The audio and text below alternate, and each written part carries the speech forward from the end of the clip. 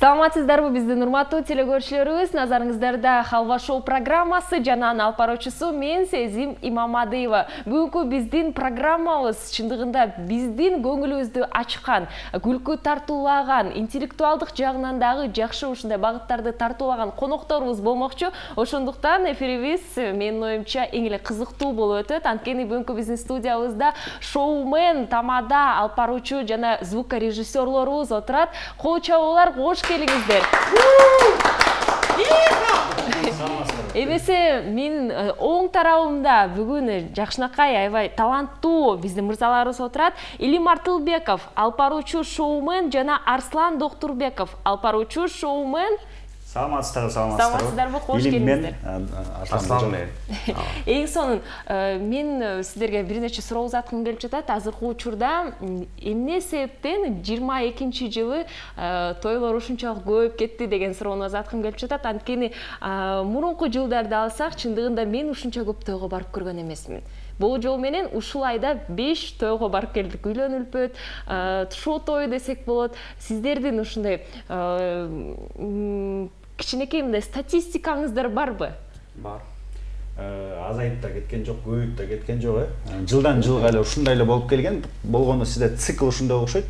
Үйлөнгөндөр көбөйдү, шоу той бергендер көбөйдү, айрымдар балалуу болушту, жентек беришти, да. Анан жылда эле ушундай болуп келатат, жылга жакшырып атат, Кудайга шүгүр. Бул жылы кимдир бирөөнүн той көбөйдү, кимдики азайды, балким ошондон эле айырма болбосо, калганы жакшы эле. Жакшы. Жана айта кетиңиздерчи, менин билишим боюнча, Илим, сиз тамадалык жаатты дагы, алып баруучулук жаатты дагы алып жаттыңыз. Жана ушул эки кесиптин айырмасы канчалык өзгөчө экен? Бул жерде тамадачылык кылганда өзүң эркинсиң, өзүң чыгармачылыгыңды күчөтөсүң. Ал эми алып баруучу журналистика тармагын айтып атасызбы? Телевидениеде иштегенде эми бул жакка айлыкка иштейсиң. Өзгөчөлүгү ушунда, тойдо көбүрөөк акча, көбүрөөк мүмкүнчүлүктөр. Аны баарыбыз жакшы билебиз. Жана телекөрүүчүлөр байкады болуш керек, учурда биздин алып баруучуларыбыз ушундай менин оюмча чарчап отурушат, бир нерсе себептен десеңиздер, анткени күн сайын чындыгында той алып барып жатасыздар. Арслан мырза, сиз дагы айтып кеттиңиз, түнү бою той алып бардык деп. Конок катары барып көрдүңүз беле? Түнү бою. Жок, бюджет эле тура эле атат. 200 кишини башкарыш менин оюмча жеңилирээк. Үйдөн мен өзүм бир баламды башкарганда кыйналып кеттем, башкара албай каламчы. Ошон үчүн бир аз чарчап турам. Конок катары тойго барып көрдүңүз беле? Ооба. Бирок бизге конок болуп барган жарашпайт да. Барбай эле коюш керек. Лучше барып кызмат кылган жакшы бизге. Конок катары отургуңуз келбейт? Конок болуп барсак, билбейм, мындай отура албайбыз. Бул жакта кесиптештерим деле айтат болуш керек, отура алышпайт да. Түшүнүктүү. Эми айла жок отурасың, бирок мындай билбейм. Лучше бизге иштеген жакшыраак келип кетет, балким. Ооба, иштеген жакшыраак, иштеген выгодныйраак. Жакшы. Конок борсоң акчаңды бересиң, алып барсаң акча аласың. Чындыгында жакшы, мен оюмча саясат деп айта алам. Эмесе биздин экинчи командабыз менен таанышып кетели. Менин сол тарабымда Адилет Кылыч, шоумен Ырчы мырзабыз отурат, жана анын жанында командалаш менен чогуу иштегендиктен Султан Абдылдаев звукорежиссерду чакырдык. Кош келиңиздер. Рахмат. Жакшы. Мен биринчи кезекте Султан мырзага суроо узаткым келип жатат, анткени кадр аркасында ушу калып калган кишилердин бири десек болот. Жана көпчүлүк адамдар звукорежиссер деген эмне менен алектенет, музыканы ким коет деген суроо дагы коноктордо менин оюмча жаралбайт деле. Ошондуктан Султан мырза, айта кетиңизчи, сизге ушу той учурунда келип суранычтар болду беле? Дал ушуларды коюп койчу, бул музыканы коюп койчу деген. Бияктан болду эмес эле, ар бир тойдо болот. Күн сайын суранычта деп да айтыш бир аз жеңилирээк болуп калат. Ар кандай формада келип турат, кээ бирлер. Орусча айтканда грубый формада келип, бир аз неметиши мүмкүн. Анан баардыгы менен тил табышканга аракет кылабыз. Албетте болуп турат, анан алар конок болгондуктан көңүлүн эч оорутпастан коюп бергенге аракет кылып, сөзсүз түрдө коюп берип, алардын суроосу боюнча суроо талаптарына тастыктуу нерселерди коюп бергенге аракет кылабыз. Кандайдыр бир өзгөчө сураныч болду беле? Бир нерсе аябай эметет да, ойлондурат да. Адамдар biraz өзүмчүлүк болот экен да, эгоист болуп калат экен тилекке каршы. Мисалы, өзүм билесем депчи, анан келишет, көбүнчө жаштар келип калышат, молодежный клубняктарды коюп бер депчи, анан тилекке каршы тияктан апаларыбыз билеп турса, анан клубняк коюп берип калсам, аларга да туура эмес. Ошондуктан аралаштырганга аракет кылабыз да, ошон үчүн ошону түшүндүргөнгө аракет кылабыз, жеткиргенге аракет кылабыз. Жакшы. Жана Адилет мырза айта кетиңизчи, сиздин эң кызык иш чараңыз кайсыл иш чара болду эле? Эсиңиздеби? Негизи ар бир той өткөрүп атканда ар кандай кызыктуу окуяларга көп болуп турабыз күн сайын. Мисалы, ошол эле той өткөрүп атканда кыз узатуу учурунда баягы эки кудагыйдын урушушуна күбө болгонбуз. Кызымды бербейм деп урушкандарына күбө болгонбуз. Ошол эле эки кудагый экөө бири-бири менен бир туугандан да жакын болуп кеткен күндөргө күбө болгонбуз. Ар түрдүү, ар бир тойдун өзүнүн бир кызыкчылыктары болуп турат күн сайын. Бул табышмак. Бүгүн кечки тоюмда кандай табышмак күтүп атканын билбейбиз, барып көрүшүбүз керек. Султан мырза менен иштегениңизге канча убакыт болду? Султан менен иштегениме көп деле боло элек. Жакында баштадык. Негизи звукачтарды көп киши баалабайт, көп кишиге көрүнбөйт. Жана өзүңүз айткандай кадр аркасында болуп калат. Бирок чынында тамаданы кылган, тамаданы тааныткан бул звукачтар. Жакшы, эң сонун. Эмесе эмне себептен бул суроону узатып жатам? Анткени бүгүнкү биздин оюнубузда коннект жана бири-бирин жакшы түшүнүү эң негизги нерселердин бири болуп саналат. Ошондуктан командалар дегеле кандай оюнду көрсөтөт экендигин чогуу билип алмакчыбыз. Башында биздин командалардын өзүчө аттары болушу керек. Азыркы учурда ойлонуп, кайсыл атты аласыңар? Командаңар кантип аталат? Өзүңүздөр ойлоп табыңыздар. Илим, Арслан.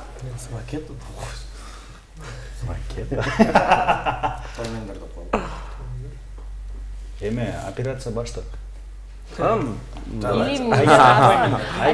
Айген пакет может. Айген пакет. Айген пакет. Эң сонун азыркы учурда оң тарабындагы Илин жана Арслан айген пакети деген аталышты тандашты. Жана Адилет жана Султан, сиздердин командаңыздар кантип аталат? Тоймендер. Жакшы, эң сонун. Кол чабуулар оюнубузду азыр тоймен жана айген пакеттери кандай сабылышуу болот экендигин чогуу билмекчибиз. Бирок жеңишке умтулууга эң негизги жана мыкты жолдордун бири бул Nitro суусундугу болмокчу. Абдышата компаниясынын атамекендик эң биринчи өндүрүшү Nitro энергетикалык суусундугу. Сиз каалаган даамыңызды тандай аласыз.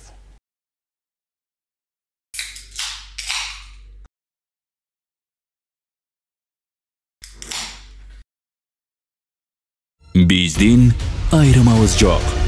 Биз биргеликте гана жеңебиз. Күч биримдикте. Ар бирибиз жеңүүчүбүз. Nitro Олимп чемпиондорунун күч кубаты. Барыңыздарга белгилүү болгондой эле, биздин суусундуктарда ар бир банкада максималдуу күч кубат бар. Ошол күч кубат менен биздин оюнубузду баштамакчыбыз. Биринчи оюнубуз тамга жегич оюну деп аталат.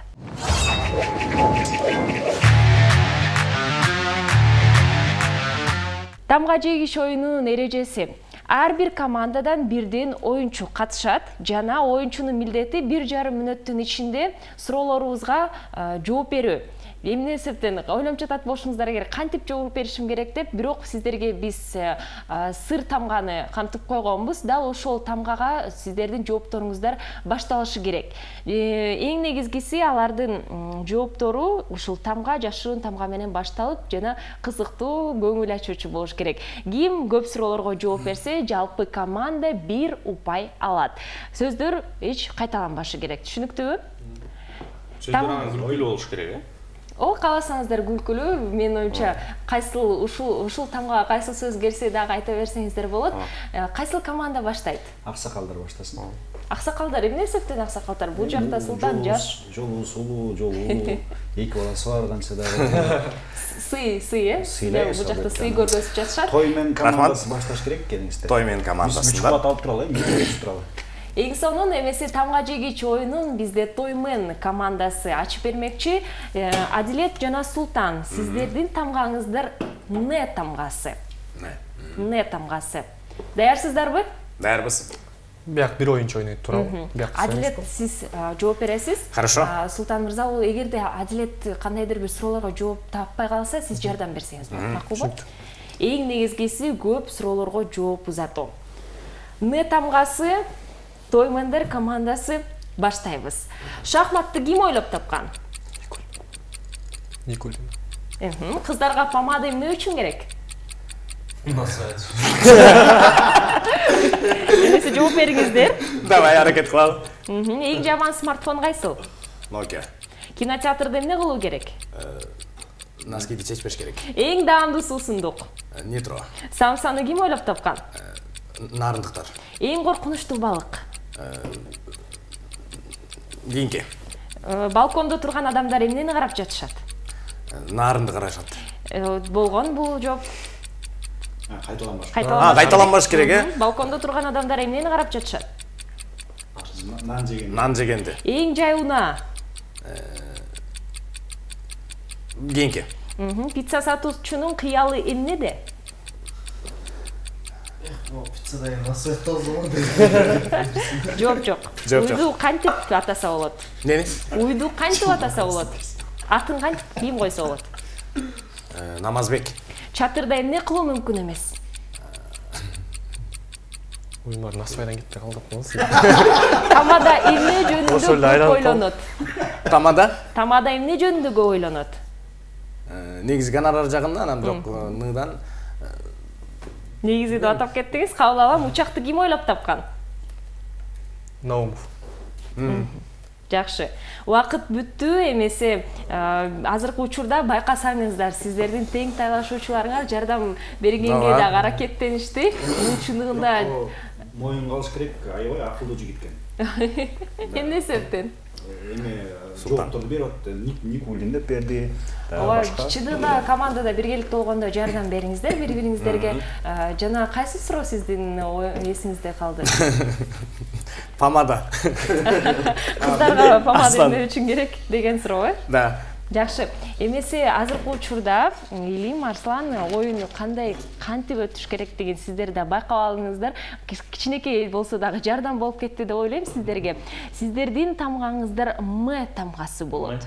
М тамгасы. Алыс кетпей М тамгасын алалы дедик. Арслан өтүп берди. Арслан жооп берет экен, э? Макул, сизди Илим сизди түртүп койду. Байкасаңыз. Жардам берип туруш керек. Жаштамга келип туруп жок, бизге мыйдан тап кеткенсиң дештике. Деп келе тапап кеткенсиң да. Жакшылап ойлонуп чындыгында. Айген пакети. Даярсыздарбы? Конечно. Сиздердин тамгаңыздар М тамгасы. Убакыт кетти. Убакыт кайда учуп баратат? Москвага. Сакалды эмне менен кырса болот? Мазги менен. Төө жөнүндө эмнелерди көтөрүп жүрөт? Төө жөнүндө эмнелерди көтөрүп жүрөт? Мени. Эң даамы жок балмуздак. Мороженое. Шоколад кандай түстө?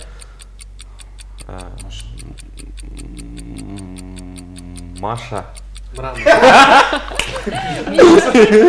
Микрочиптерди ким ойлоп тапкан? Медведев.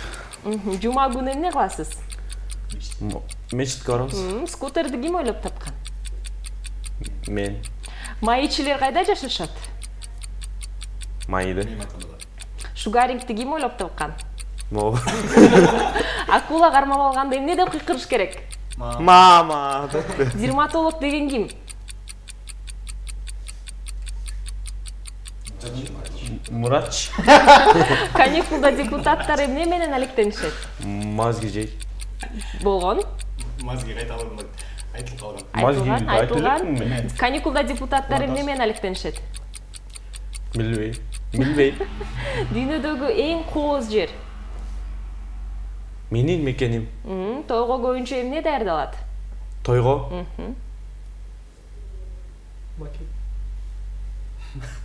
Тойго көбүнчө эмне? Микрофон. Иттер эмне жөнүндө ойлонушат? Тилекке каршы убакытыбыз бүттү. Эмесе кол чабуулар, азаматсыздар. Биздин азыркы учурда Айген пакети жана сол жагымдагы мен той мендер десек болот. Эмесе канча упай алды экендигин чогуу билмекчибиз. Эмесе бир аз убакыттан кийин сиздерге өзгөчө ушундай суммабызды айтабыз.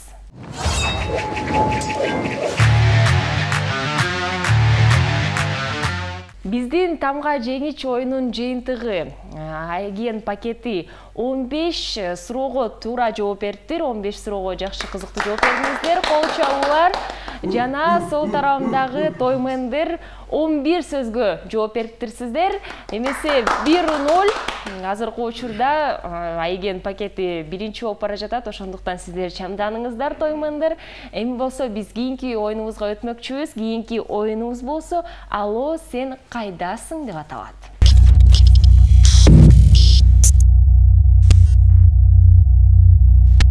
Алло, сен кайдасың оюнун азыркы учурда Айген пакети баштап бермекчи. Оюндун эрежеси: бул оюнга команданын 2 катышуучусу тең катышмакчы. Алардын бири экинчисинен Алло, сен кайдасың деген суроону узатат. Экинчиси болсо дал ушул жайгашкан биздин экранда пайда болгон локацияларды түшүндүрүп айтып бермекчи. Жана бул жерлерди атабастан сөз менен гана айтып берүү керек. Кол менен көргөзүүгө болбойт. Жана ар бир командага 90 секунд убакыт берилет. Сиздер байкагандай азыркы учурда Илим мырза дал ушул локацияларды тапмакчы, жана Арслан мырза болсо дал ушул локацияларды түшүндүрүп берет. Сизге айтып кетели, сөз менен айтып бериңиз, локацияны атабаңыз, орусча айтпаңыз, жана кол менен көргөзбөңүз. Түшүнүктүүбү? Кол бартты кылабыз, эгерде мүмкүн болсо. Даярсыздарбы? Даярбыз. Анда убакыт кетти. Кийинки. Баштаганда эле бисмилла дегенде эле. Казакстандагы жер. Байконур. Откуда дегенде ошол жооп болот. Алматы, Астана. Кыдан башталат. Кыдан. Айтып батасы да болбойт. Кечирип коелу. Кийинки. Кийинкиси. Караганда эле. Кыздар менен чыгабыз. Бийик жак. Панорама. Кыздар. Машинаны жуйбуз. Автомойка. Уна жууч. 120 калпчы отурат да кыз. Депутат. Жогорку кеңеш. Биз кызмат кыла турган жер. Тойкана. Современный аты. Ресторан. Бутуң алып бир жерге тыгылып калганда кирип кетесиң. Дайыр түрү. Саз. Үйдүн асты. Фундамент. Жок. Киресиң комнаталар бар. Үйдүн асты болсо ал подвал. Кыргызстандык бирөө чыгып келди, эң бийик чокуу. Жеңиш чокусу. Жок. Кыргызстанда эмес, дүйнө жүзүнөн чыгып. Эми Эверест. Нарындагы көл. Нарында көл. Убакыт бүттү. Жумгалдагы. Бүтүп калыптыр э. Убакыт бүттү. Азаматсыздар. Кайсыл локацияны түшүндүрүп берүү кыйын болду? Эмне себептен? Биринчисине картингди кантип түшүндүрүп бердиң? Картинг? Спорткар деле коюптур. Спорткар. Жол эле деп койбойт. Эмесе азыркы учурда биздин командалаштар бири-бирин жаңы гана түшүнүп башташты. Эми экинчи командабыз Тоймендер кандай жыйынтык көргөзөт экендигин чогуу байкап көрөлү.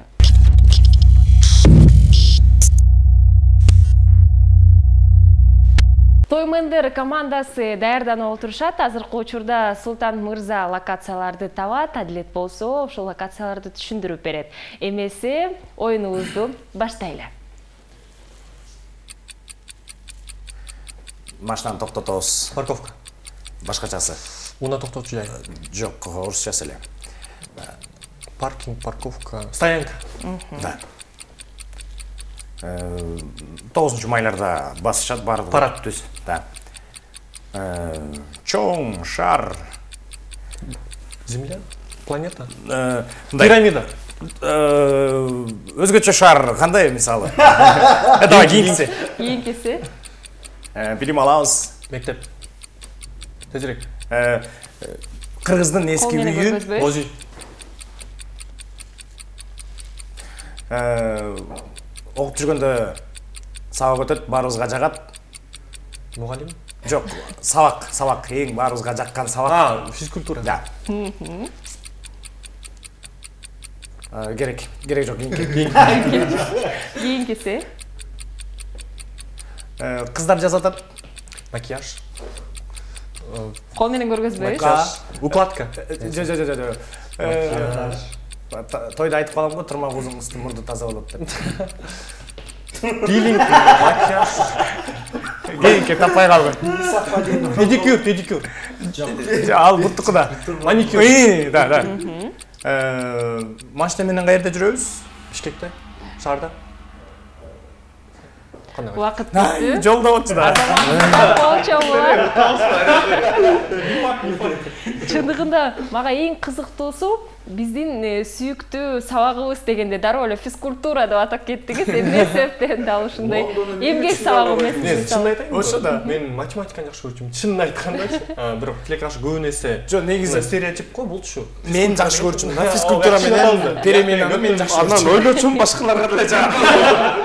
Баарын ошону сүйөт ойлочумун. Алло, сен кайдасың оюнун жыйынтыктайлы Айген пакети 7 локацияны туура табышты. Кол чабуулар.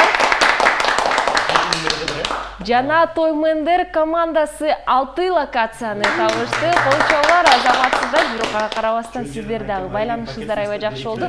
Бирок чамданыңыздар. Эмесе бар алдыда дагы бир нече оюндарыбыздар бар. Жалпы жыйынтык 2-0, кийинки оюнубуз болсо калппы чынбы деп аталат.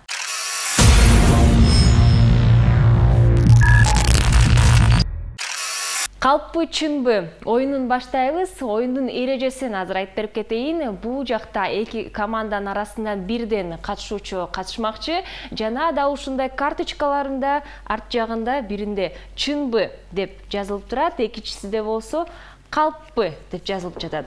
Жана ушул карточкаларды катышуучулар бирден алмакчы. Бул карточканын аркасында эмне деп жазылып болсо, ошого жараша калп же чын окуяны айтып бериши керек. Окуя башынан аягына чейин калп же чын болушу керек. Бул эң маанилүү шарттардын бири. Эң негизгиси атаандашты алдап кетүү болот. Жана атаандаш бул жакта карточкада эмне деп жазылуу экендигин түшүнбөй калышы керек. Дал түшүнбөй калганда, эгерде команда таппай калса, бир халва балга ээ болмокчу. Жана тескеринче. Түшүнүктүүбү? Эмесе буга чейин Айген пакети биринчиден болуп баштап берген. Ошондуктан азыр Тоймендер биринчиден болуп ушул оюнду ачып бериңиздер. Азыр баары чындык таза болуш үчүн карточкаларды аралаштырып коелу. Сиздердин командаңыздарда ким окуяны айтып берет? Адлет мырза бермекчи. Карточканы тандап алыңыз, каалаган жерин. Билет тандагандай болобуз го. Эмесе Айген пакети ким айтып берет окуяны? Илим? Илим, карточканы тандаңыз. Көрүп коюшпаду. Чочко эшлесе. Көргөздүңүз, Арслан мырзага? Ооба. Көрдү. Стигин көргөн жокмун, көрсөтүп коюшту. Эмесе, азыр карточкаңыздарды бири-бириңиздерге көргөзүп алдыңыздар. Тең тайлашуу үчүн алдыганга аракеттениңиздер. Эмесе, Адлет мырза, сиздерден биринчиден болуп баштайлы. Даярсызбы? Кайсыл окуяны айтып бересиз? Бизге аябай кызык болуп жатат. Той жөнүндө эле айтабыз го. Бир той өткөрүп атам. Той өткөрүп атсам абдан кызыктуу окуялар көп болот го. Анан тойдун башында той абдан сонун башталды, экинчи бөлүк сонун болду, үчүнчү бөлүк сонун болду. Анан аягында эки кудагый урушуп кетишти бири-бири менен. Анан мен ортого түшө коюп, кой урушпагыла, антпегиле, минтпегиле деп ошол жерден баягы кызымды бербейм деди, тиги кызыңды албайм деди. Ошол жерден той бүтөр менен экөө ажырашып кетишти. Ким ажырашып кетти? Эки жашта ажыраштырып алды. Эң башкы суроо, гонорар алдыңызбы? Гонорар алдым бирок. Сиз жана что было дальше дегенди Дальше кетти. Эки жак Бул чынбы же калппы? Бул ошондо чынбы же калппы? Мен оюнча бул чын Сиздер деп окуя. табышыңыздар. Анткени сиз башында айтып калдыңыз. Башында айтып аткансыз.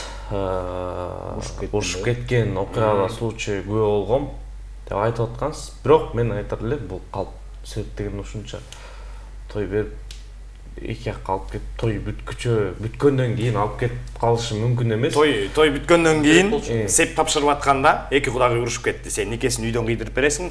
Жок, мен өзүңөр үйүңөрдөн кыйдырып алгыла деп ошонун айынан эки кудагый урушуп кетип, 2 жашты кыз тарап кыз узатып бербей койгон, кыз узатуу той болчу.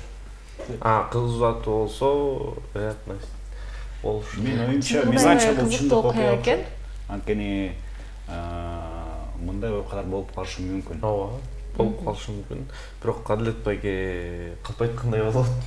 Экөөңүздөр чечип алыңыздар, кайсыл жоопту бизге узатасыздар, ошол жоопту кабыл алайын. Чындык деп. Чындык деп. Илим мырза чындык деп көргөзүңүз карточкаңызды. Бул калп болчоулар. Анткени себеби урушкан убакыт болгон, экөө тең аябай чынында баягы бербейм дегенге чейин барган. Бирок биз ортого түшүп койгула, тууган урукка уят болобуз, койгула, антпегиле. Баарын жыйыштыралы, эми бүттү, ушунча элге уят болбойлук. Акырын жайгашалык деп анан берки кыз алып аткан тарапка, эми силер куда болуп келгенден кийин баардыгына көнүшүңөр керек эми, кызды алып кетип. Кийин ошол үй бүлө менен сүйлөшкөнүңүз беле? Кийин ал үй бүлө менен сүйлөшкөн жокмун, бирок кызды алып кетишкен.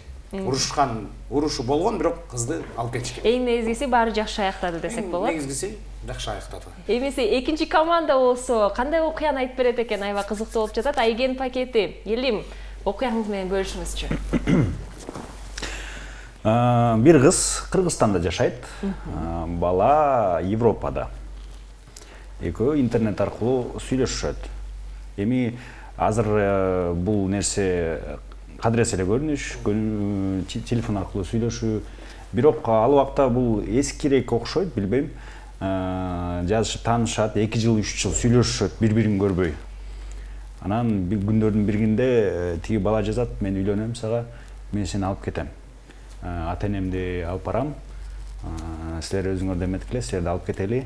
Кыз узатуу уюштуруш керек. Кыздын ата-энеси эми бапырап байкуштар 500 деп элейин, көп эл чакырып, катташкандарын чакырып, той уюштуруп, кыз узатуу уюштурушат. Бала ана келем, мына келем деп келбей коет. Кыздын ата-энеси элге уят болот. Жыйынтыгында кыздын тагдыры ушу менен жыйынтыкталат. Кыз турмушка чыкпай калды, белгисиз болуп калды. Что было дальше? Что было дальше? Кандай деп ойлойсуздар? Эми бул чындыкка дагы дал келиши мүмкүн.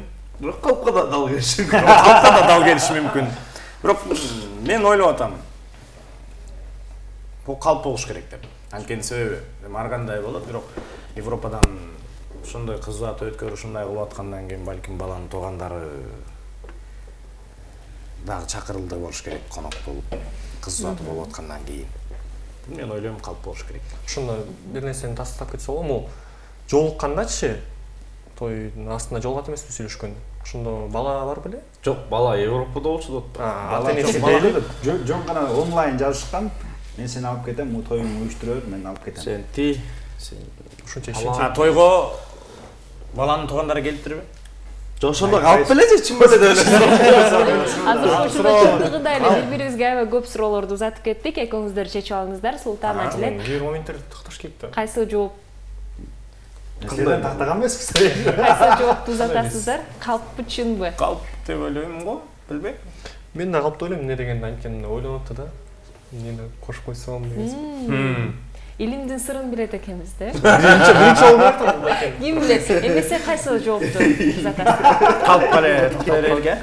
Калп деп ойлойсуздар. Кабыл алайын.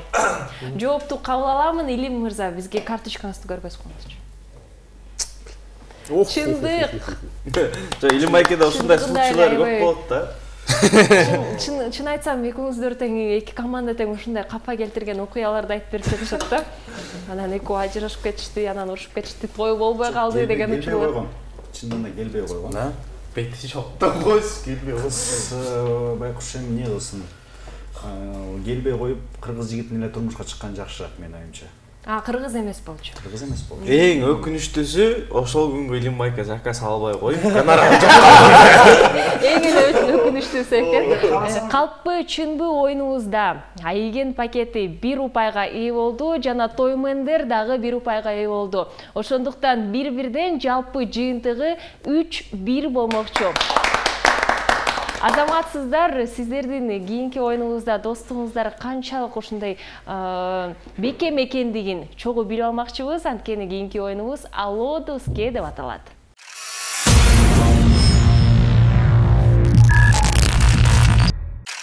Алло Доске оюнун баштамакчыбыз. Бул оюнда эң негизги шарт жана эң негизги нерселердин бири бул ишенимдүү дос жана сиздердин уюлдук телефонуңуздар болмокчу. Буга чейин Тоймендер командасы биринчиден болуп баштап берген, ошондуктан азыр Айген пакети биринчиден болуп баштап берет. Алло Доске оюнун шартын айтып берели. Катышуучуларга мен айтып кеткендей эле ишенимдүү дос керек, анткени араңардан бирөө досуңуздарга телефон аркылуу чаласыздар.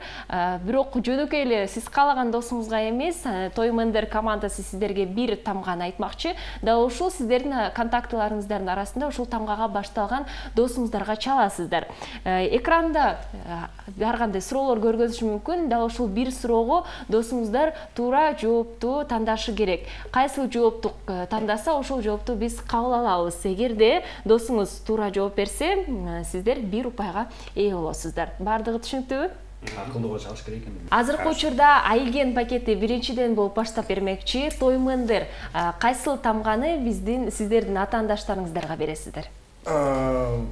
Мы тамгасынан бере берели. Мы тамгасын берип жатышат. Кимиңиздер чалат? Илимбайка чалат. Уюлдук телефонуңузду алып, мы тамгасына досуңузду Меникилерге ишенич жок да. Эмне себептен? Бул иш мүмкүн. Чоосу уктап тура элек да. Илим, тандаңыз? Мы тамгасы бизде Мандарин деген жигит бар. Мандарин. Фото тармагында иштейт. Псевдоним десе болот, э? Псевдоним, бирок аны Адилет деп атынан айтсаң эч ким тааныбайт. Аны Мандарин өзү деле жакшы көрөт өзүнүн атын. Жакшы. Эмеси даярсыз? Даярбыз, чалабызбы? Чалалы. Суроолор кандай болот? Азыр сиз чалып баштаганда экранда суроо жаралат. Мен карап тура берсем болот? Болот, албетте. Анда Алло Доске бизди уят кылба. Алло. Ассаламу алейкум. Алейкум ассалам. Мен сизге бир нече суроолорду узатам. Сиз мага туура жообун айтышыңыз керек, э? Эмне себептен? Бул Халва шоу деген телеберүүдө отурабыз. Сиздин жардамыңыз керек болуп атат. Сиз менин ишенимдүү досумсуз, туурабы? Анда кеттик. Сиз менин ишенимдүү досусузбу? Эмне ал экөөмдү Суроону беребиз. Суроолор кеттик. Кайсы жаныбар тамактан кийин тиштерин жууйт? Арстан, леопард, жолборс. Леопард. Леопард. Леопард. Жоопту кабыл алабыз. Кабыл алдык. Кийинки суроо барбы? Жок, бир эле суроо. Бир эле суроо. Ойлонуп жооп бердиңби? Ошол себептен сиз мени ушундай важный нерседен отвлекать эттиңиз. Убакыт бүттү. Чоң рахмат. Коштошо берсеңиз болот. Кандайдыр бир өзгөчө талкуу болот экен, өзгөчө сүйлөшөт экенбиз. Жакшы. Азыркы учурда Элим мырза Мандарин аттуу досу менен сүйлөштү. Жана кайсы жаныбар тамактан кийин тиштерин жуут деген суроого Б вариантын тандады, леопард деп. Жана Мандарин аттуу досумуз тилекке каршы туура эмес жооп берди. Анткени туура жооп В варианты жолборс деп аталат. Чындыгында жолборс тамактан кийин озун суу менен чайкамакчы. Эмесе Мандарин мырза эгерде бизди көрүп жатса, эмне кыл дейсиздер? Эмесе дал ушул вариантты сиздер дагы жаттап бул дагы жакшы бир факттардын бири. Биздин кийинки командабыз. Жолборс эле вообще тишин жуйт. Тоймендер даярсыздарбы? Даярбыз. Сиздер кайсыл тамганы бересиздер Тоймендерге? Сиз айтып коюңуз анда. Тын берели. Тыны. Ты берели. Ты тамгасын берет. Ты тамгасы так. Контактын арасында Контактты карайлы. Тыдан башталган досуңуз барбы? Таптык. Ким? Администратор Тарас деген жигит. Өзү Казакстанда төрөлгөн. Тараспы? Администратор Тарас. Тарастабы? Жок, бакта. Чалып баштадык. Алло. Салам алейкум, Тарас. мен Халва шоу программасында отырамыз. Анан азыр сизге суроо берем. Жооп берип коюңузду өтүнөм. Жакшылап ойлонуп көрөбүз, Суроону беребиз. Дүйнөдөгү эң чоң жырткыч. Жооп: А. Жолборс, Б. Агаю, В. Арстан. Дүйнөдөгү эң чоң жырткыч. Жолборс, Агаю, Арстан. Кайсынысы эң чоң жырткыч? Агаю. Агаю. Жоопту кабыл алабыз, коштошуп койсоңуз болот. Кабыл алабыз. Макул, чоң рахмат. Чырда салуу. Эсли. Оңойрак суроо эмес болсо. Жакшы. Тарас аттуу жигит биздин Тоймендердин досу десек болот. Ошондуктан ал ак аю вариантын кабыл алды. Б вариантын дүйнөдөгү эң чоң жырткыч деген суроого биздин Тарас мырзабыз туура жооп берди. Кол чабуулар. Жооп ак аю. Эмне себептен? Анткени ак аюнун узундугу 3 метрге, салмагы 1 тоннага жетет. Досуңузга чоң рахмат. Алло доски оюнунун жыйынтыгы Тоймендер командасы 1 упайга ээ болду. Жана тилекке каршы Айген пакети сурообузга, досу сурообузга туура эмес жооп берип койду. Бирок карабастан жыйынтыктоодо 3 упайга Айген пакети жетишти. Жана Тоймендер командасы 2 упай. Кол чабуулар. Азаматсыздар, кийинки биздин оюнубузда чындыгында аябай жакшы байланыш керек, анткени оюнубуздун аталышы крокодил.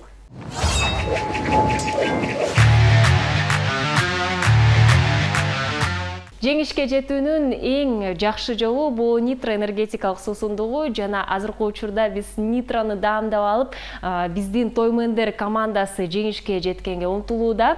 Эмесе крокодил оюнунда сиздер байкагандай эле азыркы учурда Адилет мырза кыймыл менен крокодил оюнубузда Султанга айтып бермекчи. Султан болсо дал ар кандай сөздөрдү тапмакчы.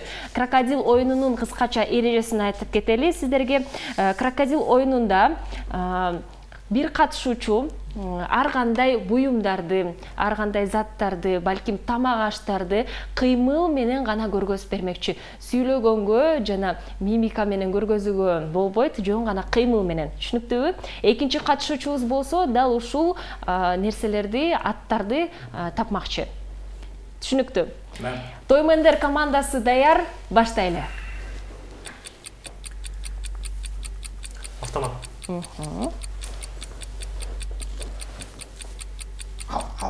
Ит. Арстан. Жок, айткан болбойт, менен айткан болбойт. Гингс. Жейт экен булар. Машина. Автомойка. Трапка. Чымчык, канаттуу, тоок. Бука. Бильярд. Деньги.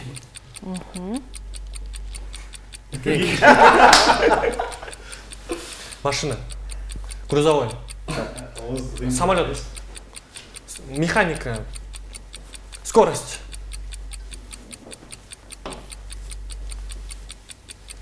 Деньги. Фейерверк. Салют. Юбка. Вакыт бүттү. Азаматсыздар, байкасаңыздар. Султан мырзага суроо узакын келишет. Буканы кантип таап койдуңуз? Мындай рагайым, энергетик күч. Жок, мына көз тууганда болуп кетесиз да. Балким мен көп төлөп жүрөм. Жакшы. Полуслово.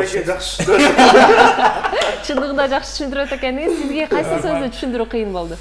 Мен страус чыкканда кийики деп эдим, күлүшпөдүм.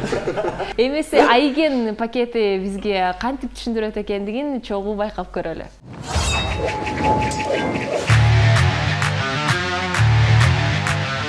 Айген пакети даяр. Илим азыр сөздөрдү тапмакчы. Арслан мырза болсо түшүндүрүп берет. Кыймыл менен жаттап калыңыздар. Даярсыздарбы? Арслан, давай.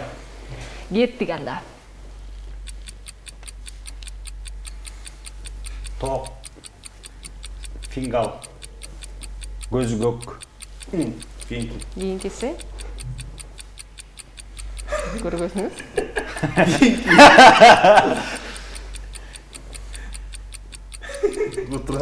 Китайский палочка. Палочка, вилка. Аш.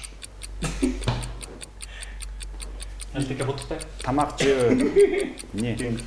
Сөздөрдүн дагы саны аз. Кар. Бомба.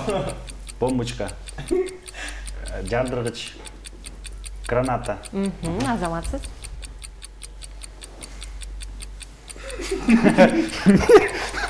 Не бул?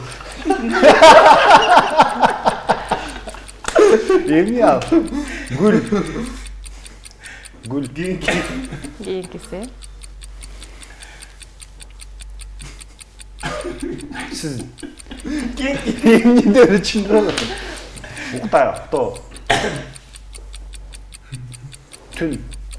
Жаздык.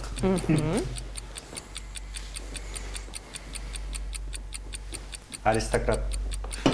Официант.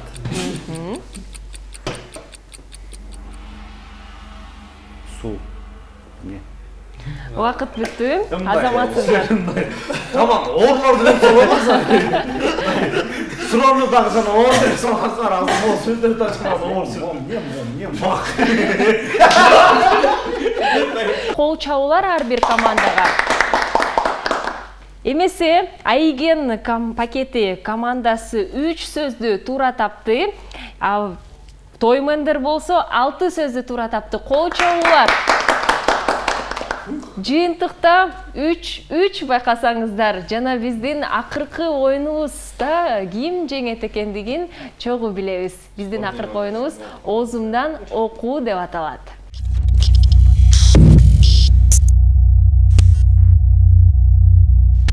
Жыйынтыктоочу оюнубузга келип жеттик. Оозумдан окуу деп аталат жана алып баруучуларга менин оюмча оңой болот деп ойлоймун. Эмне себептен анткени катышуучунун бири наушник тагынып, экинчиси ал эч нерсени укпай турат. Командалашуу бойсо артикуляция менен, оозу менен дал ушул биздин экранда чыккан сөздөрдү атап бермекчи. Наушникчен биздин катышуучубуз болсо кайсыл сөз экендигин табуу керек. Канча көп сөз уткан команда бизде жеңүүчү болмокчу.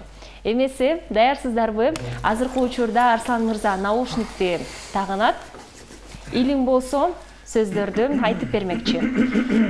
Кол менен көргөзүүгө болбойт, ооз менен гана. Түшүнүктүүбү? Даярсыздарбы? Даярмын. Анда убакыт кетти.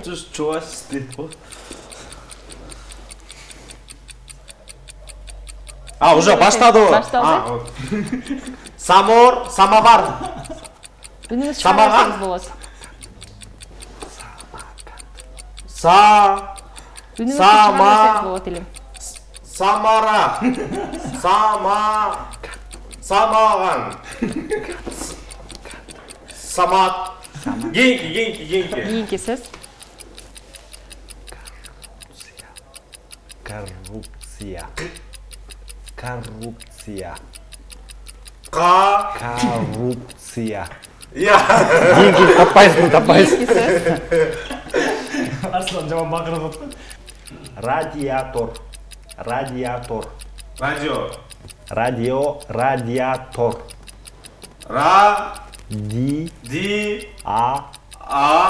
Тор. Радиатор. Кийинки. Убакыт бүттү. Бирөөнө таптым. Текке каршы убакыт бүттү. Буга чейин Качандан бери, жана убакыттан бери эме кылып атасың. Жок. Телефон чалып калганыңа да ошо. Жок, алсан албай эле. Бизде арт жакта режиссер санап жатты. Жана телефон Эч кабатырланбаңыздар, бардыгы таза. Бизде эгерде байкап көрсөңүз болуп калды.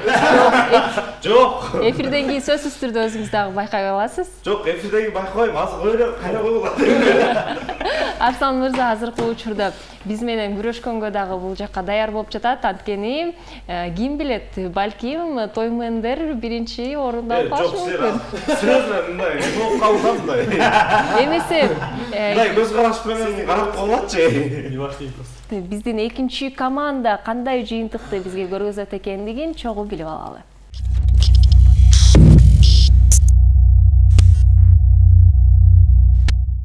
Биздин айрымабыз жок. Биз биргеликти гана жеңебиз. Күч биримдикте. Ар бирибиз жеңүүчүбүз. Nitro Олимп чемпиондорунун күч кубаты. Тоймендер командасы азыр Озумдан окуу оюнун улантмакчы. Азыркы учурда Адилет мырза түшүндүрүп берет. Озу менен Султан болсо наушник тагынып дал ушул сөздөрдү тапмакчы. Даярсыздарбы? Анда баштайбыз. Позиция. Падыша. Кийинки сөз. Кийинки. Фитнес. Вин Дизель. Фитнес. Фитнес. Кийинки. Кийинки сөз. Шекер. Шекер. Шекер. Кийинки. Сөздөрдүн дагы Пломба. саны бар. Бомба. Пломба. Да. Азаматсыздар. Йод. Йод. Йод. Ток. Кеттик. Кийинки сөз. Зефир. Свеча. Зефир. Свет. Зефир. Кийинки. Көйнөк. Коркок. Көйнөк. Кийинки. Жок. Ток. Жок. Жок. Да. Вакыт бүттү. Бирок падыша дептим го. Ага карабастан азаматсыздар. Көп болсо да эки сөздү тапканга аракет түздүңүздөр. Эмес урматтуу телекөрүүчүлөр, чындыгында эле көпчүлүк биздин конокторубуз атап калышат. Эң эле кыйын оюндардын бири бул Озумдан окуу деп айтып коюшат. Сиздерге эң эле кыйын оюндардын бири кайсы болду айтып кетиңиздерчи. Арслан мырза. Баары оңой болду. Баары оңойлуу болду. Оңойлуу болду. Жакшы. Билбейм, моунуңар оор экен, кетишкен.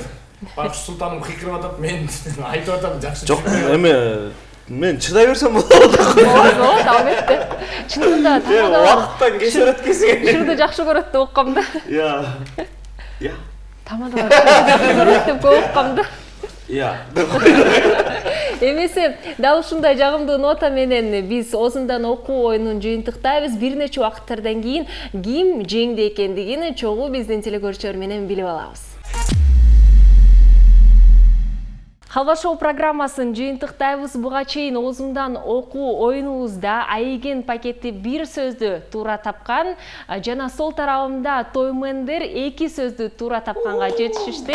Азаматсыздар, кол чабуулар жана жыйынтыгында 4-3 Тоймендер командасы жеңип кетти.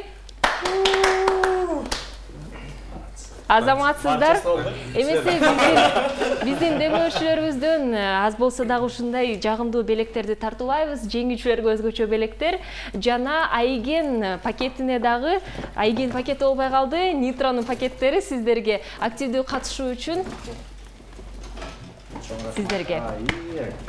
Эмесе бүгүнкү биздин студиябызда өзгөчө таланттуу конокторубуз келип кетти. Звукорежиссер, алып баруучу, шоумен, ырчыларыбыз жана убактыңыздар тар болгонуна карабастан сиздер биздин студиябызга жана оюнубузга, программабызга келип жакшы оюн көргөзүп кеткениңиздерге чоң ыраазычылык билдиребиз. Чоң рахмат. Эмесе бүгүнкү биздин студиябызда менин сол тарабымда Тоймендер командасы Адилет жана Султан мырза, оң тарабымда болсо Илим жана Арслан мырза келип бизге жакшы оюн көргөзүштү. Кол чабуулар сиздерге өзгөчө ыраазычылык, ийгилик каалайбыз. Тойлор көбүрөөк болсун демекчимин. Эң негизгиси. Жакшы. Биздин телекөрүүчүлөргө менен коштошпойбуз, жөн гана амандашканча кийинки биздин чыгарылышта көрүшөбүз.